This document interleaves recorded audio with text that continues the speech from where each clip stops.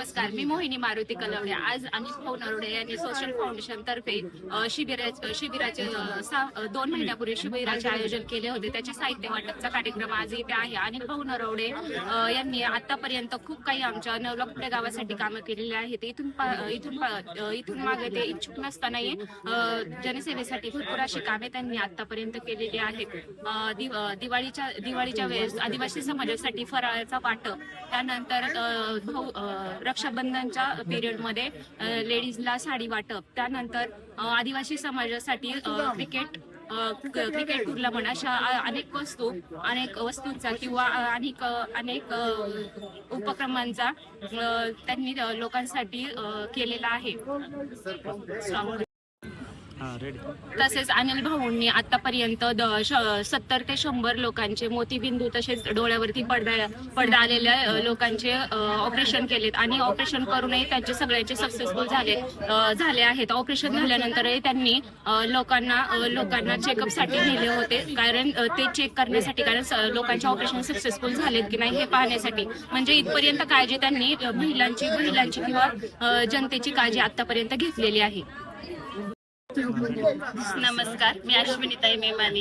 आज आपल्या या भैरवनाथ मंदिराच्या प्रांगणामध्ये उपस्थित असलेले सर्व ज्येष्ठ नागरिक यांचे मी सर्वप्रथम मनापासून आभार मानते आणि आपले अनिल भाऊ नरोडे तसेच सोशल लक्ष फाउंडेशन यांच्या वतीने सुद्धा मी त्यांचे खूप आभार मानते। त्यांनी आपल्या गावातील नागरिकांसाठी जो कार्यक्रम राबवलेला आहे, म्हणजे ज्येष्ठांचा आधार प्रगतीचा निर्धार या उक्तीचा खरंच त्यांनी खूप छान प्रकारे अवलंबला आहे। कारण की प्रत्येक लहान म्हाताऱ्या माणसाला जशी आधाराची गरज असते, लहान मुलाला जशी आधाराची गरज असते, तशी त्यांनी सगळ्यांना आधार दिलेला आहे।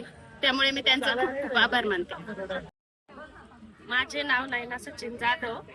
आज आपल्या नवलापुंड्यामध्ये सोशल फाउंडेशनच्या तर्फे अनिल भाऊंनी साहित्य वाटपाचा कार्यक्रम ठेवला आहे। 2 महिन्यापूर्वी शिबिर झालं होतं, तर त्यांनी त्या शिबिरामध्ये महिलांना किंवा जेंट्स लोकांना ज्या वस्तू पाहिजेत त्या दिल्या आहेत। त्यांची मूर्ती लहानपण कीर्तिमान आहेत, आंधळ्याचा डोळा झाला व लंगड्याची काठी झाली, मणक्याचा आधार झाला, असं भाऊंनी सगळ्यांसाठी केलेलं आहे।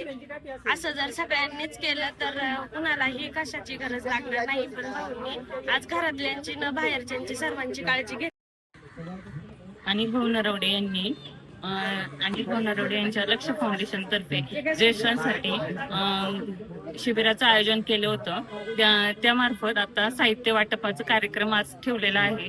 त्यांनी म्हाताऱ्या माणसांसाठी काठी, चष्मे वाटप, कानाची मशीन असं सर्व साहित्यांचं वाटप केलेलं आहे। तसेच त्यांनी आदिवासी लोकांसाठी सुद्धा दिवाळीमध्ये फराळाचं वाटप केलं होतं। तसेच त्यांनी अजून